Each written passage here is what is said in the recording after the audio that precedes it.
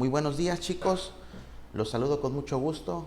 El día de hoy, sabadito 24 de octubre de 2020, para iniciar nuestra clase de seminario de impuestos indirectos de las personas físicas. El día de hoy vamos a ver un caso práctico.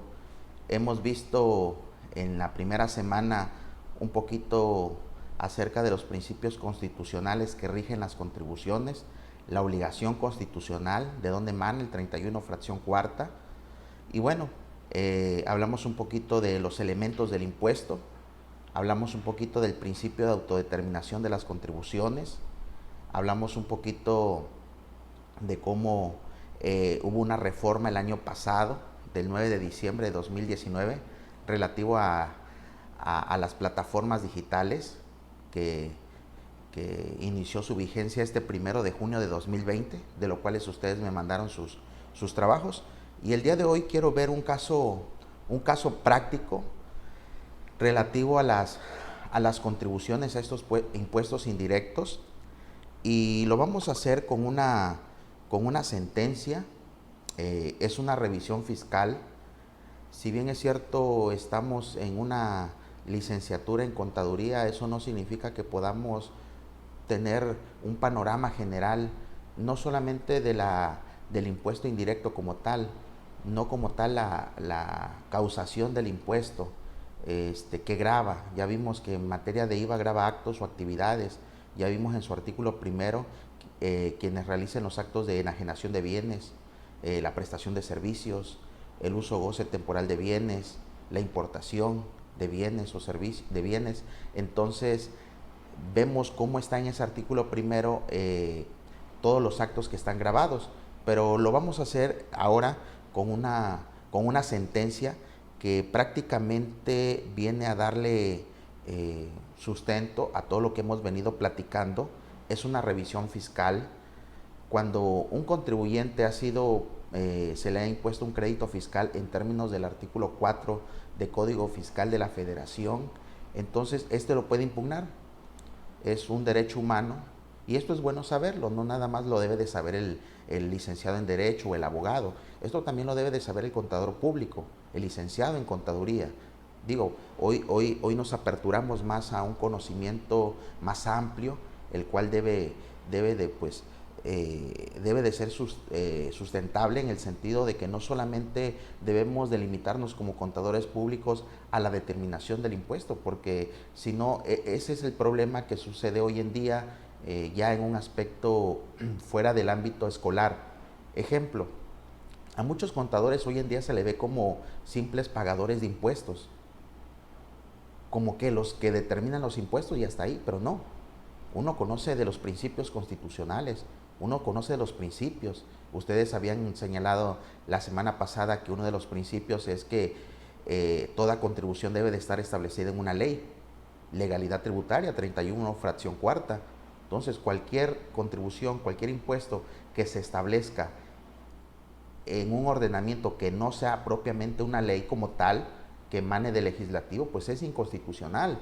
Una contribución no puede estar establecida en un reglamento, en una circular, en una miscelánea. Entonces es importante saberlo, independientemente que no sea nuestra práctica, pero es bueno saberlo. Entonces, el día de hoy vamos a ver una revisión fiscal que precisamente, ¿qué es una revisión? Para nada más ponerlos en el contexto, para no iniciar así como que dar por sentado que ustedes ya saben que es una revisión fiscal. Les explico. Una revisión fiscal es el medio que tiene la autoridad demandada, en este caso el fisco federal, cuando el contribuyente se va a un juicio. Cuando un contribuyente se va a un juicio, se va ante la sala regional del Tribunal Federal de Justicia Administrativa que le corresponda. Ejemplo, ustedes están en Chiapas, entonces la sala regional que ustedes tienen se encuentra en Tuxtla Gutiérrez, Chiapas, en la capital. Hace unos meses, a principio de año, precisamente me tocó dar seminario ahí a la UNACH en Comitán. Bajé a Tuxtla a tramitar unas claves para poder tramitar un juicio contencioso en línea, pero había que tramitar unas claves en cualquier sala regional, y yo dije, pues si voy a dar clases a Comitán, de regreso bajo, o bueno, ya no sé si es bajo o subo, pero bueno, bajo a Tuxtla, y ahí tramito mis claves. Y hoy tengo un asunto de la firma Grupo Holguín que se está litigando en la sala regional, en la sala especializada de juicios, en juicios en línea con sede en la Ciudad de México. Por ejemplo, yo pude haberle interpuesto en la vía tradicional, que es en papel, en la sala regional del Golfo, que es la que me corresponde a mí. A ustedes, si interpusieran una demanda, la pueden interponer en la sala regional Chiapas, que se encuentra en Tuxtla, la sede, en la capital.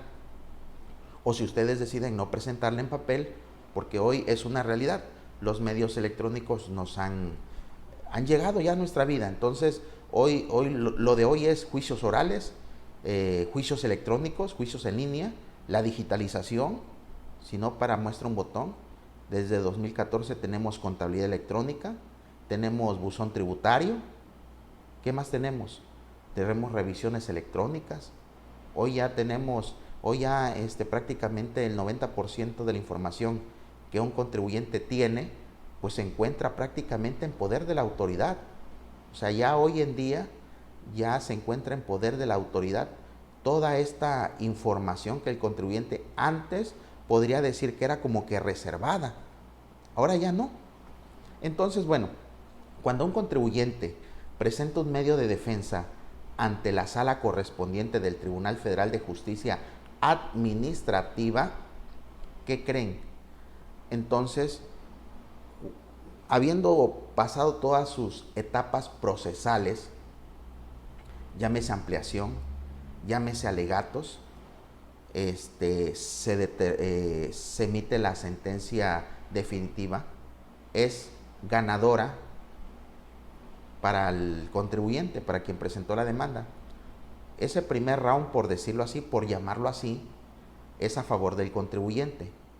Entonces, cuando gana el contribuyente, la autoridad tiene un recurso, se llama recurso de revisión.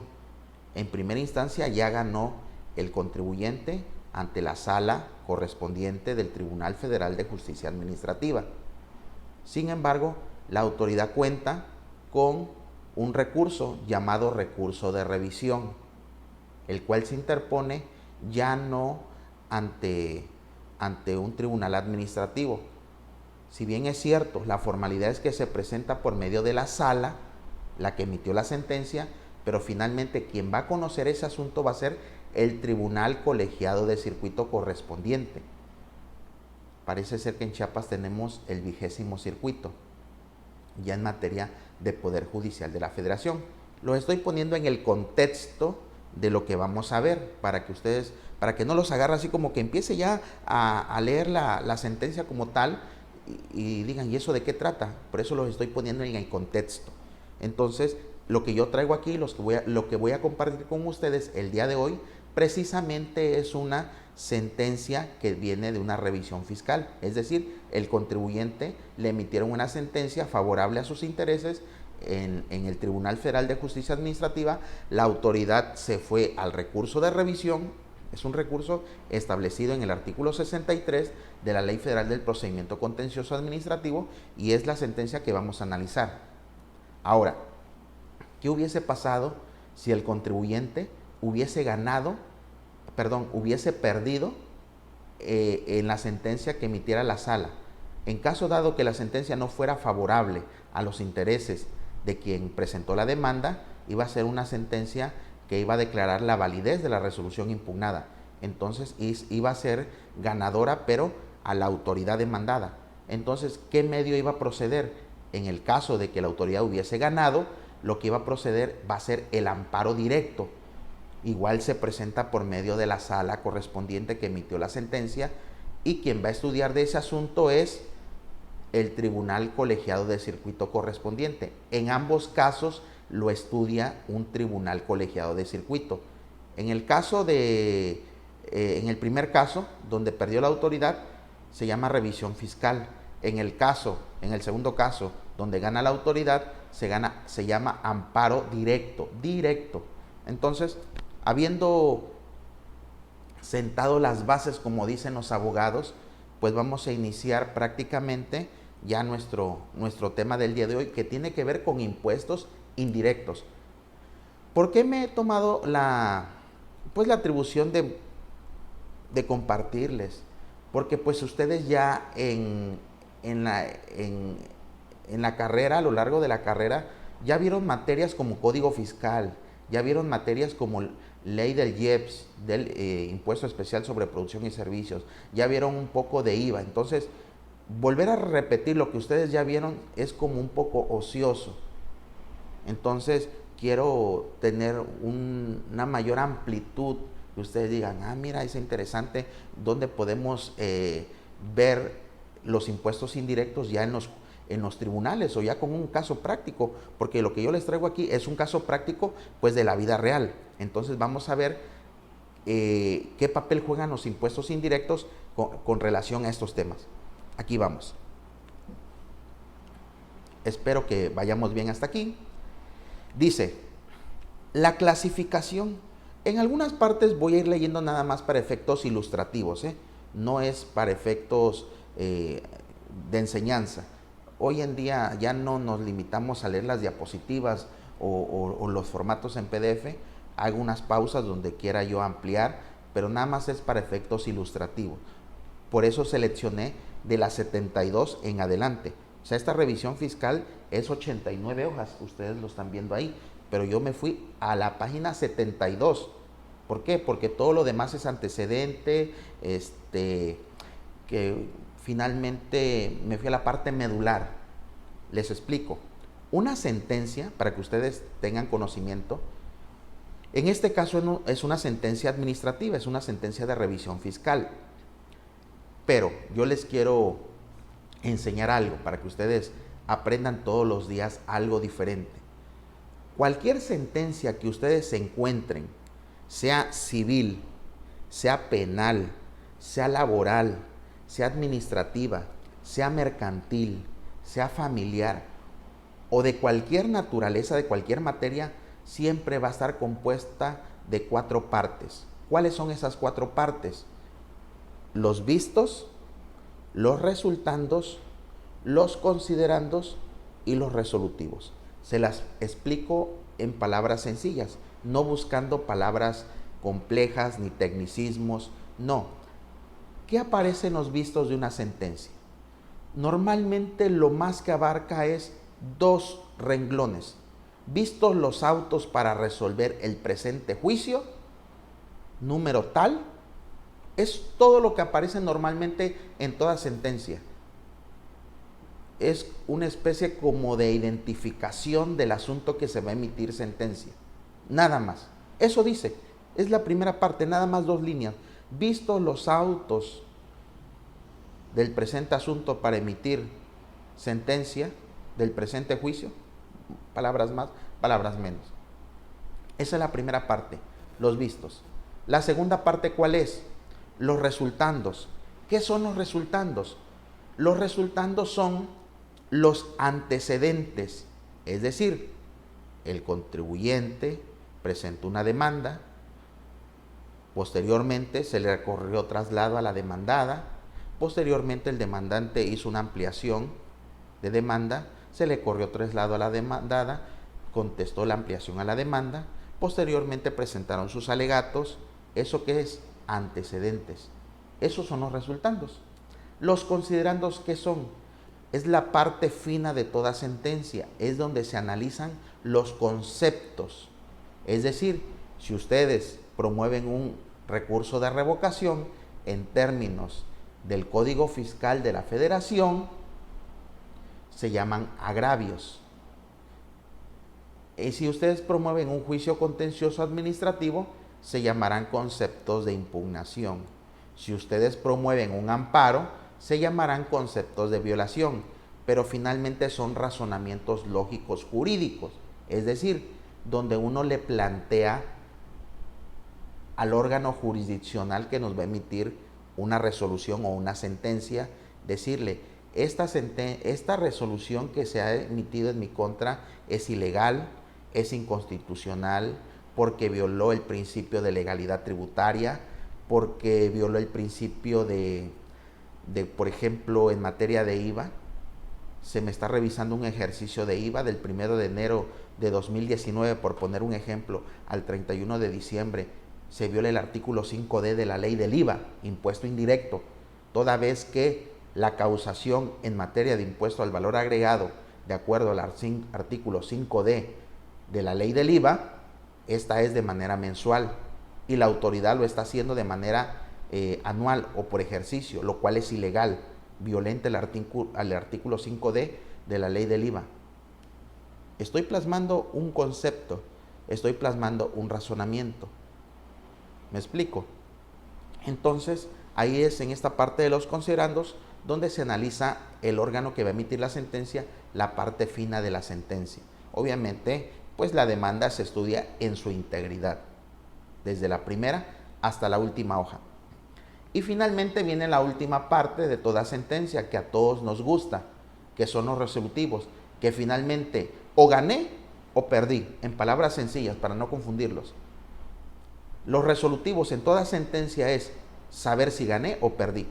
Normalmente se encuentran, por una cuestión de lógica también, se encuentran en las últimas hojas. Ahí te dice si tú ganaste o perdiste. Por eso en la práctica, cuando llega una sentencia a las manos de una persona, o por lo menos a los abogados, lo primero que se van es a la última hoja. ¿Por qué a la última hoja? Es como el fin de la película, el fin del episodio.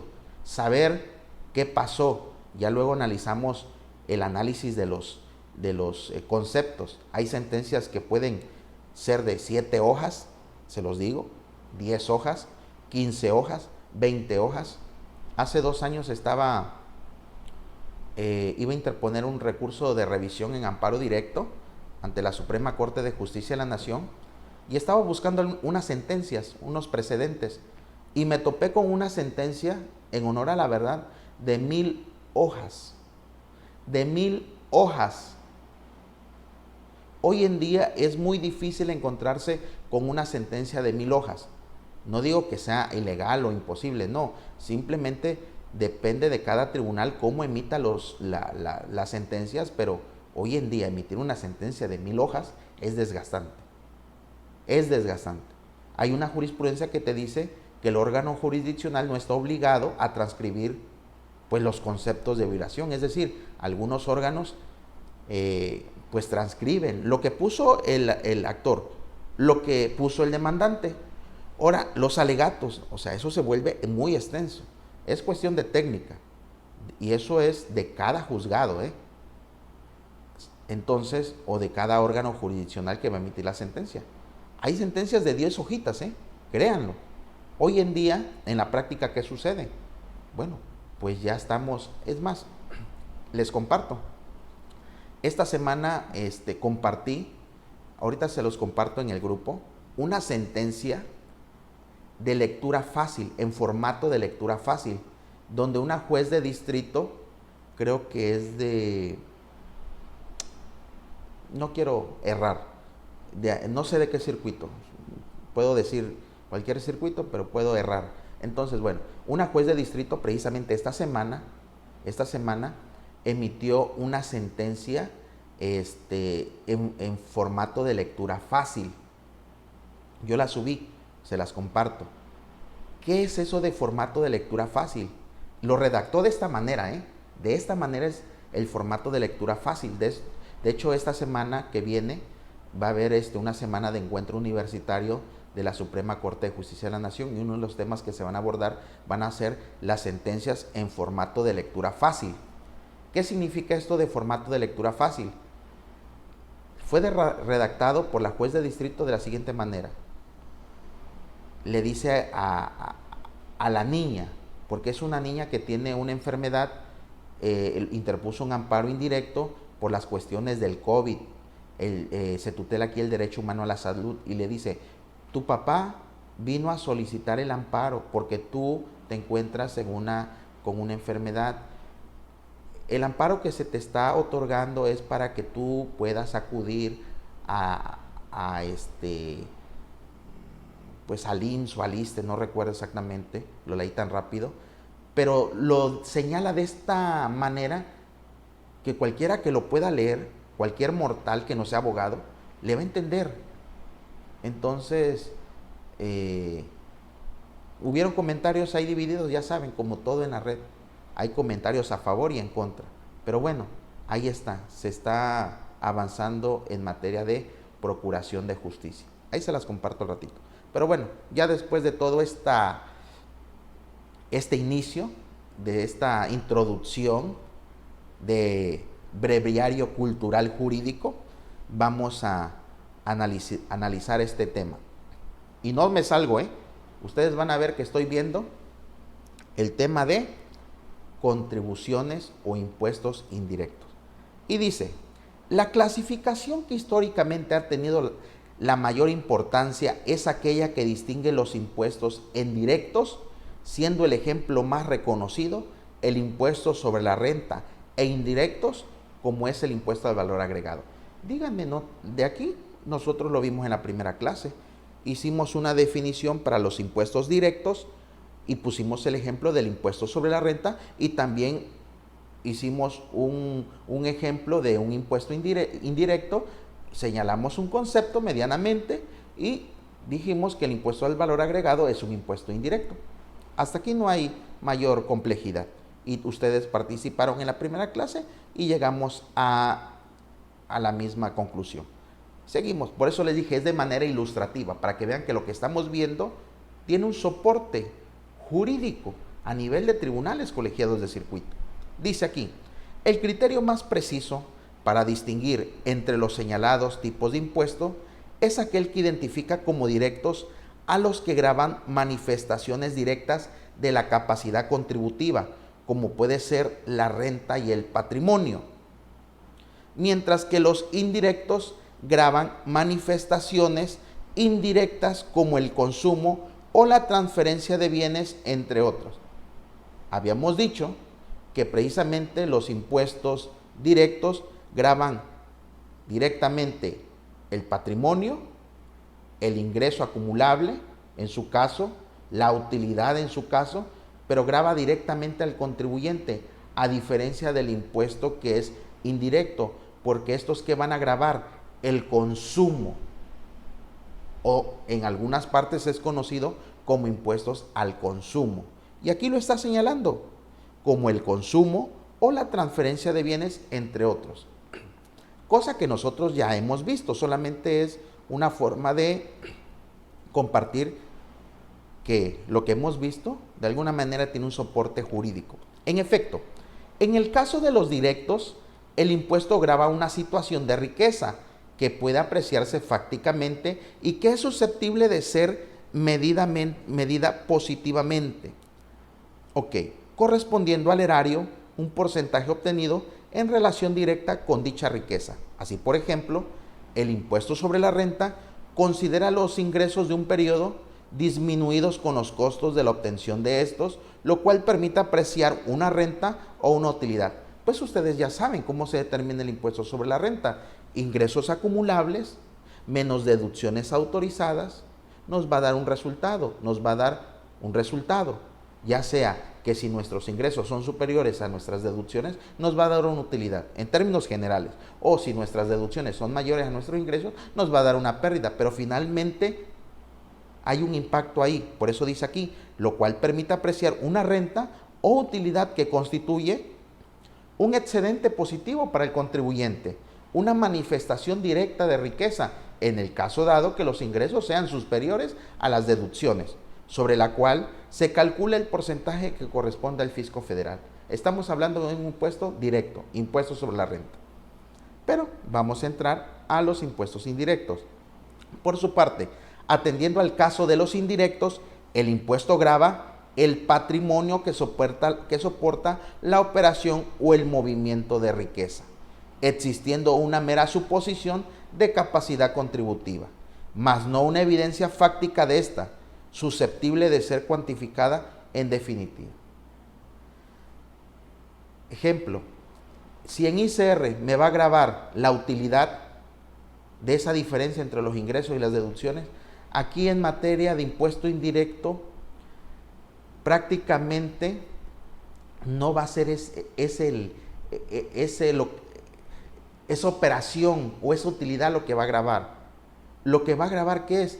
Independientemente de la capacidad que tenga el contribuyente, estos impuestos indirectos, conocidos también como trasladados o al consumo, finalmente el que va a adquirir el bien o el servicio, el consumidor, es el que va a pagar ese IVA, el cual no forma parte, pues ya ustedes lo saben, de la contraprestación.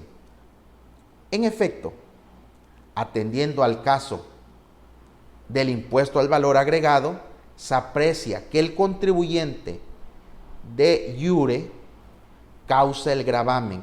¿Qué es de iure? De derecho. Por ejemplo, y aquí lo pone, al enajenar un determinado bien, aquí me está poniendo, ejemplo, al enajenar un bien, ¿y eso a dónde me lleva? Al artículo primero de la ley del IVA. ¿Qué grava? Enajenación de bienes.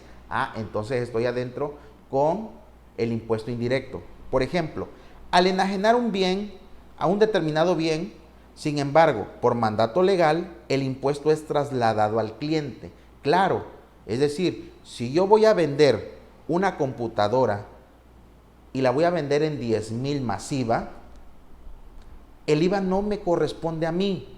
El IVA yo se lo traslado al contribuyente. El consumidor, no llamarle contribuyente, el consumidor va a pagar la cantidad de 11,600. ¿Cuánto cuesta la computadora? 10,000 pesos. Oye, ¿cuesta 11,600? Sí, pero el IVA no forma parte de la contraprestación, no forma parte del precio de la computadora, del bien. Nada más que, ¿qué pasa? En México, y esto hay que decirlo como es, no como uno quiere que sea. En México tenemos la costumbre, y lo digo con respeto, a nivel nacional, es la idea. En alguna ocasión yo escuché en aquellos tiempos a un secretario de Estudio y Cuenta de la Suprema Corte, que hoy es magistrado, hace muchos años, quizás tendrá como 20 años, llegó a una universidad aquí en Coatzacoalcos a dar una charla. Y cuando abordó el tema del IVA, fíjense cómo lo abordó, para que ustedes vean la perspectiva que tiene el SAT y la perspectiva que tiene el contribuyente. Son dos perspectivas diferentes. El SAT ve como evasores fiscales, en su gran mayoría, a los contribuyentes, por el tema del IVA. A razón del contribuyente. ¿El contribuyente cómo ve el tema del IVA? El contribuyente, cualquiera, o en su gran mayoría, no voy a generalizar, pero en su gran mayoría, cualquier contribuyente de México siente que el IVA es de él. Es decir, yo vendí esta computadora en 10,000 masiva, entraron a mi bolsa o a mi cuenta de bancos 11,600, pero lo que entró a mi banco realmente fueron 10,000 pesos. Esos 1,600 no me pertenecen. Pero ¿qué dice el empresario o el contribuyente? No, entraron a la cuenta 11,600 y sobre 11,600 parte el contribuyente de ahí, que debe pagar 1,600 de IVA. Pero si nosotros tuviéramos la cultura contributiva del pago de impuestos, nosotros partiríamos de 10,000 pesos, no de 1,600. Es decir, no de 11,600. Yo no tengo que hacerme en mi mente que esos 1,600 me corresponden. Esos 1,600 no me corresponden a mí, porque ese IVA no forma parte del precio del producto. Es decir, mi venta es de 10,000 pesos. Con eso yo ya consideré lo que me costó producir esa computadora o comprarla. Los 1,600 los está pagando el consumidor, quien está adquiriendo esa computadora. Es decir, a él le está repercutiendo ese IVA que está pagando, no el contribuyente. Nada más que, ¿qué pasa en la práctica? Nosotros decimos, no, son 11,600 y son míos. Y por eso luego nos cuesta pagar el impuesto al valor agregado, porque decimos, es que le tengo que pagar al fisco federal 1,600. Y dice el fisco federal, no, es que ese IVA nunca fue tuyo, nunca es tuyo. Es más, tú no lo pagaste, quien lo pagó fue el consumidor. Vean cómo son perspectivas diferentes. Y cuando llegó este secretario de Estudio y Cuenta a dar esa conferencia en materia fiscal, lo dejó sobre la mesa que el IVA no es del contribuyente. Entonces, estamos equivocados. Tenemos una mala concepción del impuesto al valor agregado. Si todos partiéramos de que el IVA no forma parte de la contraprestación, pero no desde un aspecto teórico legal, porque eso lo sabemos y lo conocemos, y lo sabemos y lo decimos. El IVA no forma parte de la contraprestación. Sí, ahora asimílalo. Ah, ok. Entonces no forma parte de la contraprestación. No, es tuyo. No, no es tuyo. Entonces no digas, es que le tengo que pagar 1,600 al SAT. No, tú no le estás pagando nada. Lo que tú le vas a pagar es el impuesto sobre la renta. De ahí sí le vas a pagar. Ese impuesto sí es directo. Le vas a pagar un porcentaje de tu utilidad. ¿De qué utilidad? De los ingresos acumulables menos las deducciones autorizadas. Y bueno, sobre esa base le vas a aplicar una tasa del impuesto sobre la renta de acuerdo a los elementos del impuesto. Pero se dan cuenta cómo nuestra concepción es diferente entre la que tiene el SAT y la que tiene el contribuyente. Bajo esa perspectiva, pues entonces es claro y es obvio que finalmente el IVA no forma parte de la contraprestación. Pero asimilar esa parte, pues sí cuesta trabajo. Cuesta trabajo porque te encuentras a cualquier cliente y dices, es que tengo que pagar 1,600 de IVA. Pero cuando tú le dices, es que, amigo contribuyente, esos 1,600 no son tuyos. Tú los trasladaste al consumidor y el consumidor es el que los está pagando. Nada más que entró a la cuenta y como entra a la cuenta, pues sientes que es parte de tu dinero, pero nunca fue tuyo. ¿Se dan cuenta? ¿Cómo cambia la perspectiva? Ok, por eso es que muchos contribuyentes hoy en día van a ser querellados. Van a ser querellados por este tema del IVA.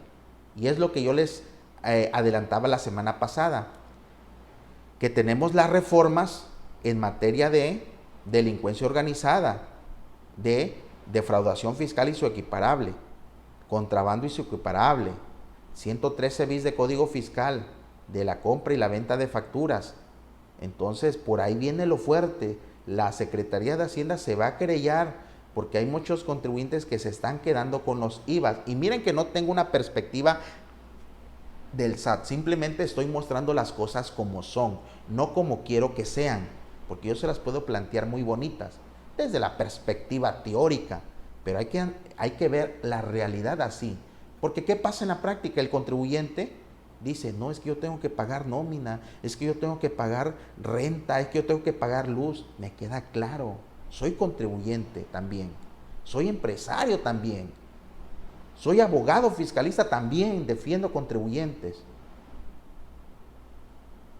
Entonces deberíamos replantear nuestra conducta o nuestra estrategia.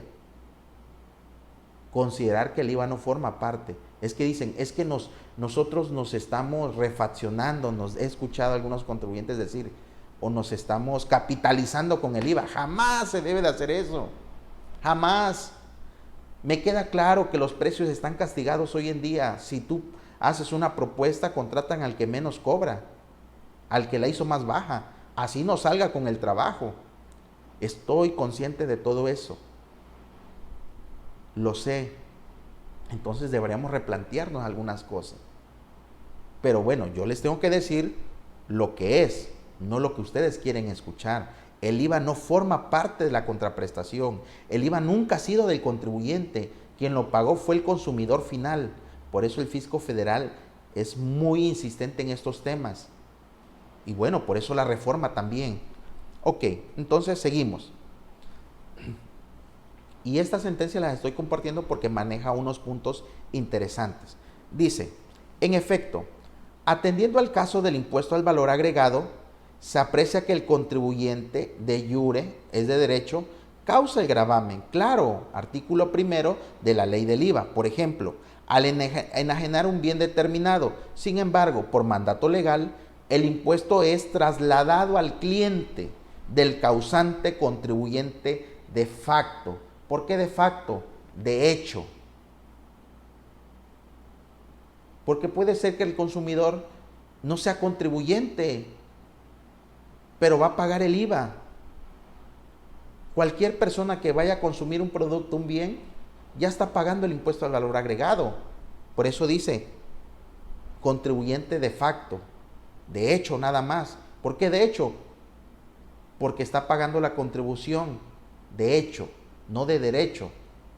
Porque no está en un padrón, no está en un registro federal de contribuyentes, pero está pagando el impuesto al valor agregado, de hecho, de facto. Es un contribuyente de facto, porque está contribuyendo al 31 fracción cuarta. Cuando dice, es obligación de los mexicanos, no habla de los contribuyentes, habla de los mexicanos. Así que estés inscrito o no en un registro federal de contribuyentes, tienes que contribuir al gasto público. Y para muestra, un botón, los impuestos indirectos. Ejemplo, impuesto al valor agregado. Entonces, quien finalmente desembolsa el importe nominal de dicho impuesto, claro, porque es el consumidor. Entonces, finalmente, si yo estoy enajenando un bien, ¿quién me está pagando ese IVA? ¿No es el consumidor? Entonces ese IVA nunca fue mío, ni es mío. Él lo está pagando. Y como él lo está pagando, pues yo lo debo de enterar al fisco. Obviamente, en la mecánica de la determinación como contribuyentes, pues tenemos que el impuesto al valor agregado trasladado menos el impuesto al valor agregado acreditable, hacemos una diferencia y es lo que nos tocaría pagar mensualmente, grosso modo, sin meternos a los prorrateos, a las tasas. No, hablo de la operación de manera general.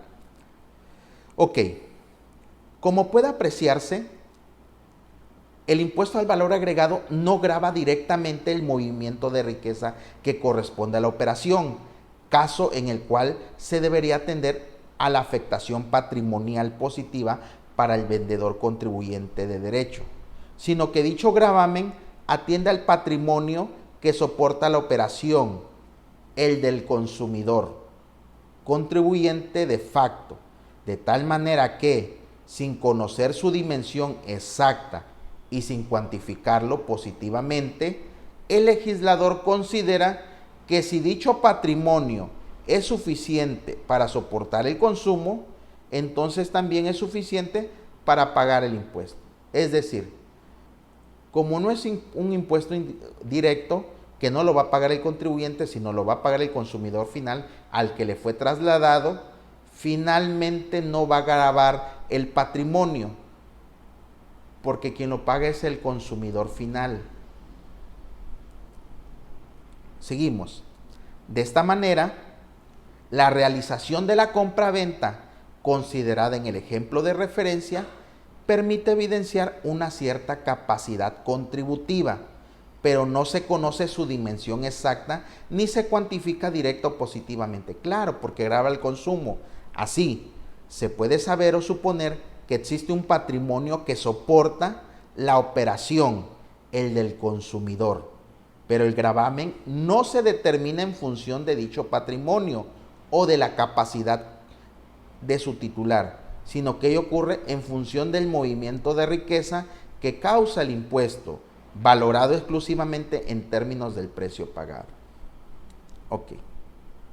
Consecuentemente, puede apreciarse que el impuesto al valor agregado no constituye un porcentaje de algún incremento neto en el patrimonio del proveedor del bien o servicio de que se trate, apreciable de manera fáctica o susceptible de ser cuantificado, sino que dicho gravamen se establece sobre operaciones que meramente suponen la existencia de cierta capacidad contributiva, tomando una parte del patrimonio que soporta la operación, es decir, del que paga el precio del bien o servicio sin medirlo total o directamente y sin que siquiera sea relevante la dimensión definitiva de dicho patrimonio. Es decir, no van a considerar la capacidad contributiva de quien consume el bien. El hecho de adquirir un bien o servicio presupone que tiene la capacidad contributiva para adquirir el bien y por consiguiente que le sea trasladado el impuesto al valor agregado.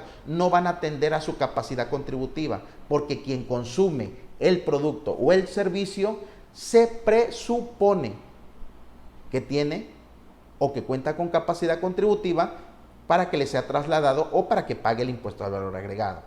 A diferencia del impuesto directo, que ahí sí se va a atender obviamente a los principios de proporcionalidad y equidad, que ya vimos en el 31 fracción cuarta. Ok.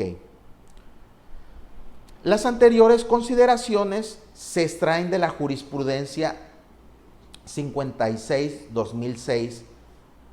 Esto se interpreta de la siguiente manera. Esto que ustedes están viendo aquí en pantalla se interpreta de la siguiente manera. La J es jurisprudencia. Jurisprudencia, el 2A es segunda sala. La jurisprudencia de la segunda sala, la 56/2006. Eso significa que hay una jurisprudencia de la segunda sala de la Suprema Corte que es obligatoria para todos los tribunales del país. Dice, emitida por la segunda sala, bueno, ahí lo dice, de la Suprema Corte de Justicia de la Nación, ajá,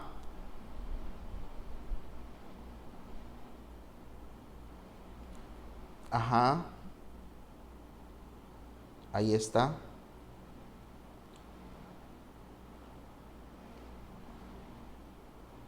Me la voy a saltar para efectos ilustrativos. Me voy a saltar esa.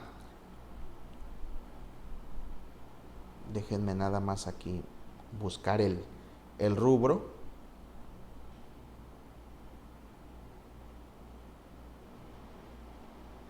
Ahí está. Dice, proporcionalidad tributaria, alcance de dicho principio en relación con los impuestos indirectos. Esta es una jurisprudencia desde el 2006, no es un tema de ayer. Estamos hablando que ya pasaron 14 años. Y este es un principio que está establecido en el 31 fracción cuarta. Vamos a ver qué relación tiene este principio con relación a los impuestos indirectos. ¿Cuál es nuestra materia? Impuestos indirectos de las personas físicas. ¿Y qué estamos viendo aquí? Pues precisamente impuestos indirectos con relación al principio de proporcionalidad tributaria. Nada más para efectos ilustrativos, quizás la tenga que leer. Dice, los impuestos indirectos, como el impuesto al valor agregado, gravan manifestaciones indirectas de riqueza. Muy bien, es lo que hemos venido diciendo.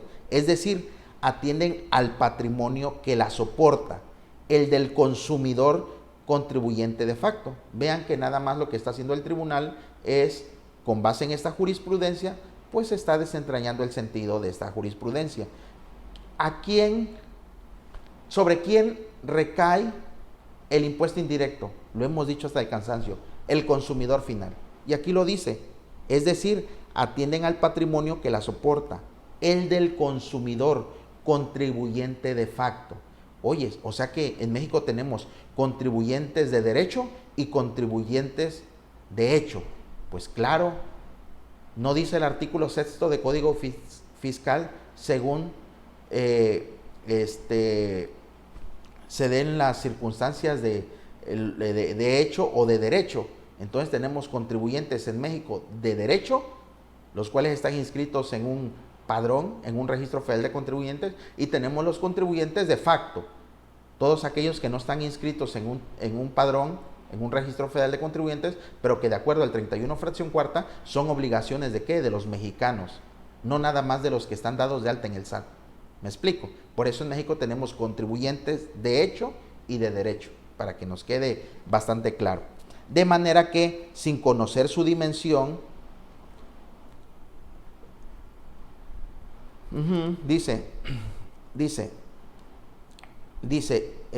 sin conocer su dimensión exacta y sin cuantificarlo positivamente, el legislador considera que si dicho patrimonio es suficiente para soportar el consumo, también lo es para pagar el impuesto.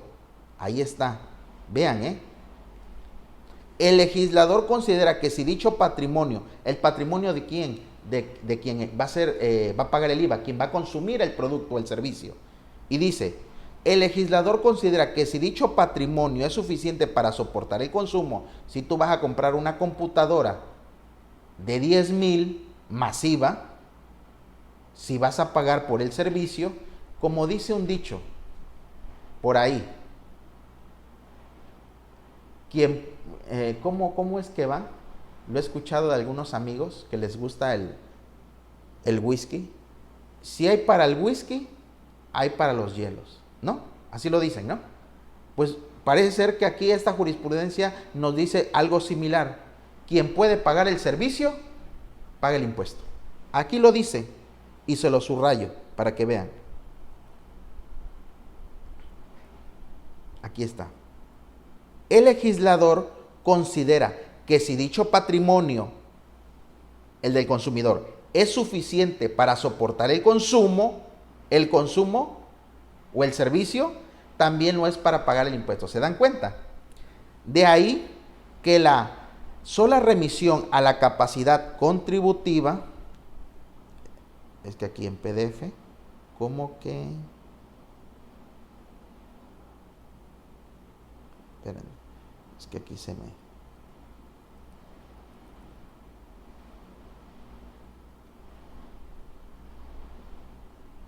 Luego juega una mala pasada aquí de repente estás en PDF con el cursor y te manda a la otra hoja y ya te... Ok, pero ahorita lo bajo así. Entonces, de ahí que la sola remisión a la capacidad contributiva del sujeto pasivo es insuficiente para establecer un criterio general de justicia tributaria, toda vez que un simple análisis de la relación cuantitativa entre la contraprestación recibida por el proveedor del bien o del servicio y el monto del impuesto no otorga elementos que permitan pronunciarse sobre su proporcionalidad, por lo que el estudio que ha de efectuarse debe circunscribirse a la dimensión jurídica del principio de proporcionalidad tributaria, lo que se traduce en que es necesario que exista una estrecha vinculación entre el objeto del impuesto y el monto del gravamen. Consecuentemente, en el caso del impuesto al valor agregado, el citado principio constitucional exige como regla general, es decir, exceptuando las alteraciones inherentes a los actos o actividades exentos y a los sujetos a tasa cero, que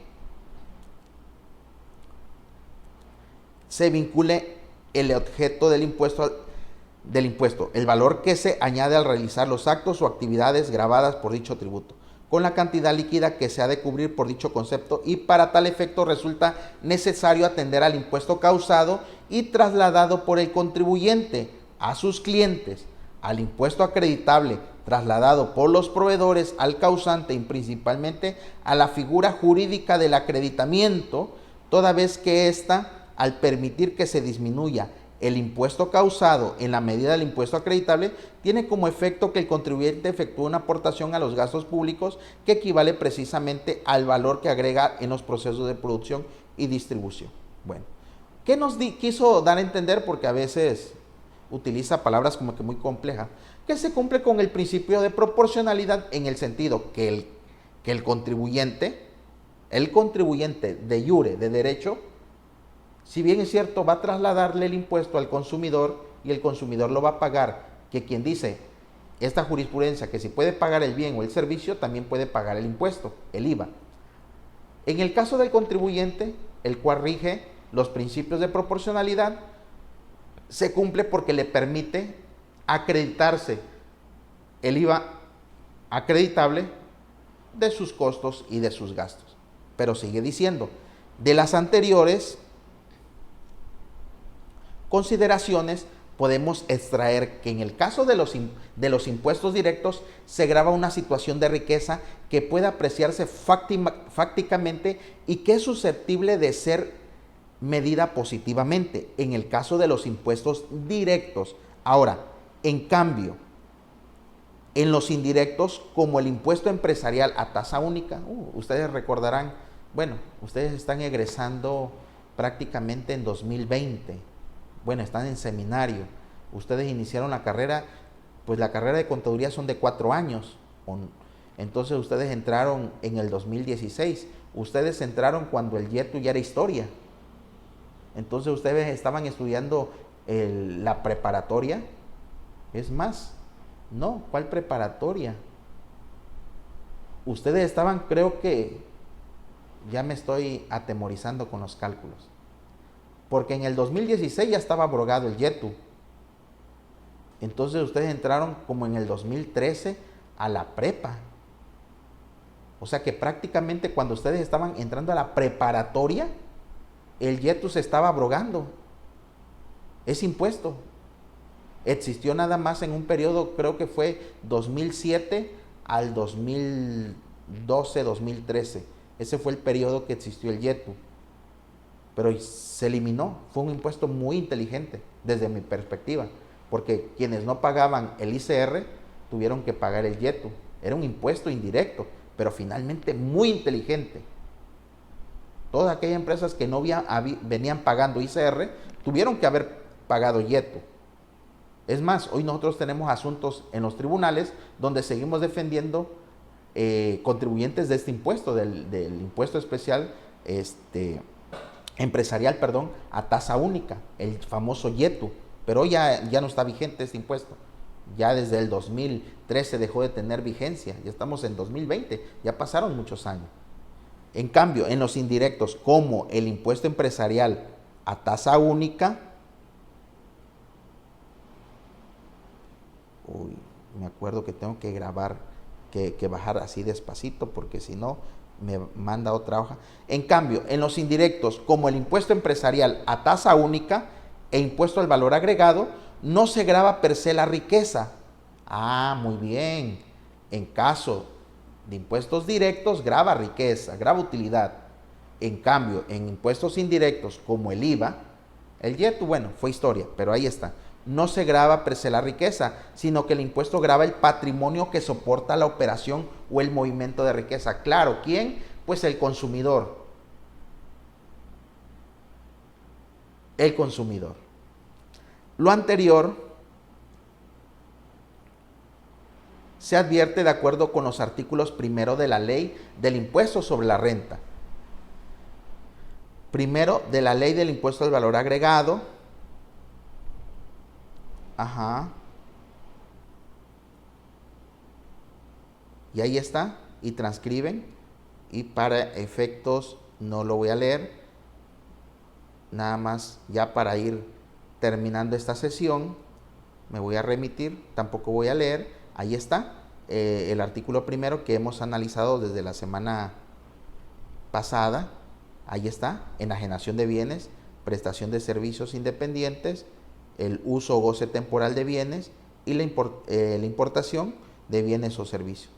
Ahí está, no lo voy a leer, ahí está, ahí está, ahí está, no lo voy a leer,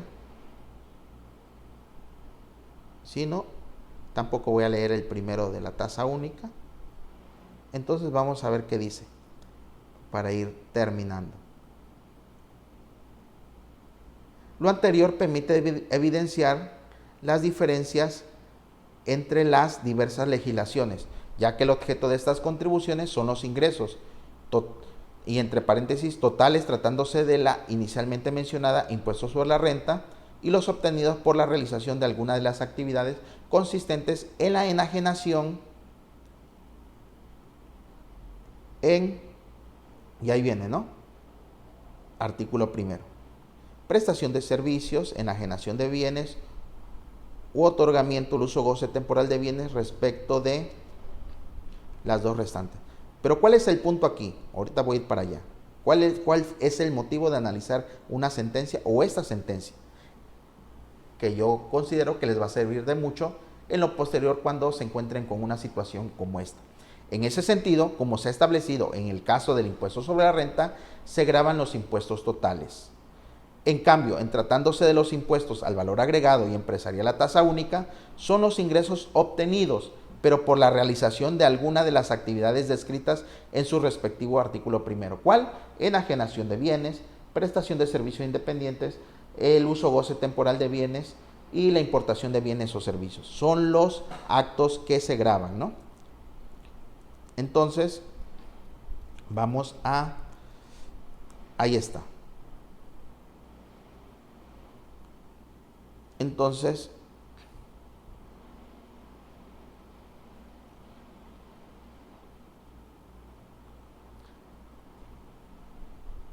Así, resulta evidente que para el fincamiento de alguno de los mencionados impuestos indirectos debe acreditarse la realización de alguna de las mencionadas actividades: enajenación de bienes, prestación de servicios independientes, otorgamiento, uso, goce temporal. Soy reiterativo porque la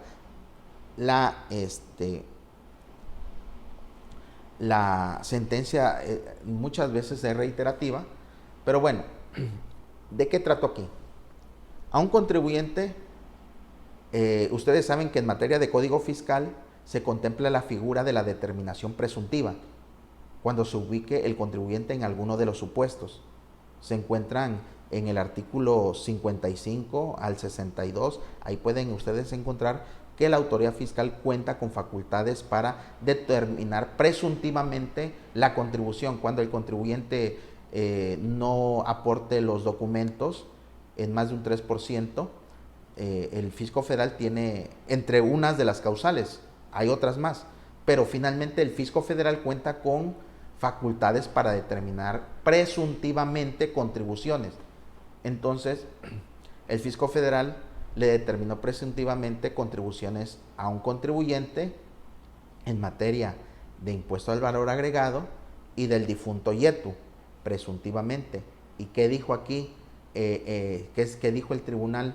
Dijo no, el contribuyente se tiene que ubicar en los supuestos que señala el artículo 1 de la ley del IVA. ¿Cuál? Enajenación de bienes, prestación de servicios independientes, el uso goce temporal de bienes, la importación de bienes o servicios. Si no se encuentra el contribuyente en alguno de estos supuestos, el contribuyente no tiene por qué pagar la contribución. ¿Cómo se llama eso?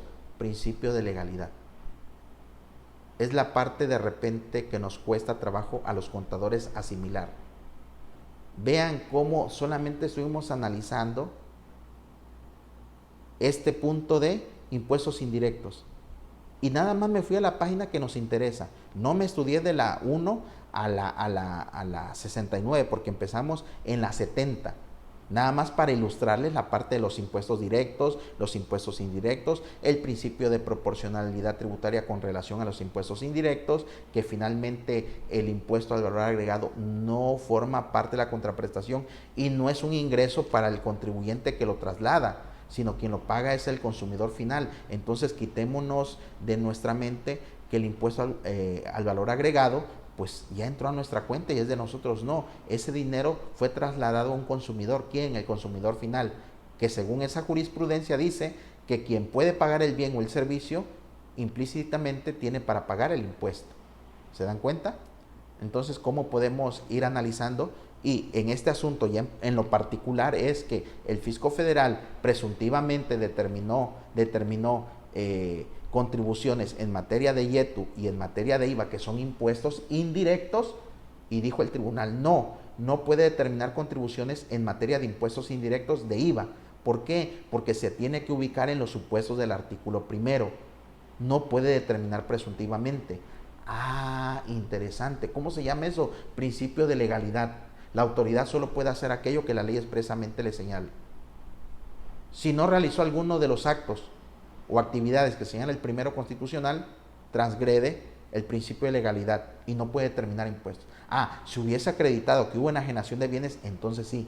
Entonces, conclusión, en las determinaciones presuntivas, pues ahí está un precedente para que ustedes consideren que prácticamente no le asiste la razón. En ese sentido, no asiste razón a la autoridad recurrente al referir que la resolución es incongruente, porque por una parte reconoce la existencia de la presunción establecida en el artículo 59, fracción tercera de Código Fiscal, y después exige la presentación de otros elementos de prueba. Entonces vean, ya para ir cerrando este caso práctico,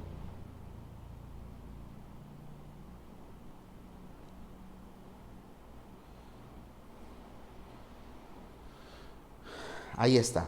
Se afirma lo anterior, pues no debe perderse de vista que, si bien es verdad que el artículo 59, fracción tercera del Código Fiscal de la Federación establece la presunción de ingresos, es cierto, También resulta que esa presunción solamente lleva a establecer el ingreso de cierta cantidad de dinero. Interesante. Sin embargo, no puede tener el alcance de acreditar la realización de la enajenación de bienes, prestación de servicios independientes, otorgamiento del uso o goce temporal de bienes o importación de bienes o servicios, si no hay otro dato que demuestre la realización de alguna de esas actividades. Es decir, para que se actualice la presunción de ingresos respecto de los mencionados impuestos indirectos, es indispensable la acreditación de la realización de alguna de las ya mencionadas actividades que son gravadas por las mencionadas leyes fiscales. ¿Cómo la ven? Sencillo. Análisis del artículo 1 de la ley del IVA. Es decir, si bien es cierto que el Código Fiscal contempla facultades de presunción de ingresos, en materia de impuestos indirectos se debe de acreditar con algún otro elemento que no sea exclusivamente la presunción que el contribuyente realizó alguna de los actos o actividades que señala el artículo 1 constitucional. Porque si no, esa determinación es ilegal. ¿Cómo la ven, chicos? Interesante el análisis, ¿no? Y solamente analizamos el artículo 1 de la ley del IVA. Les mando esta sentencia al grupo para que ustedes la analicen y con eso me despido el día de hoy. Nos saludamos el día de mañana para ver el tema del impuesto especial sobre producción y servicios e inclusive analizar una sentencia. Nos saludamos, que pasen un excelente día. Muchas gracias.